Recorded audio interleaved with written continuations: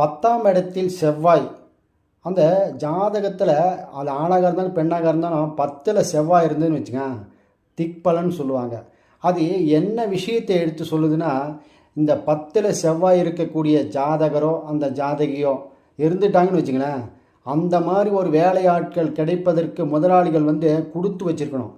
இந்த 10ல் செவ்வாய் இருக்கக்கூடிய ஜாதகரோ ஜாதகியோ ஒரு ஒரு தொழிலாளிக்கோ ஒரு முதலாளிக்கோ கிடைத்து விட்டால் அந்த தொழிலாளி அப்படியே நிம்மதியாக எங்கே வேணாலும் போகலாம் அந்த ஜாதகர்கிட்ட ஒப்படைச்சிட்டு.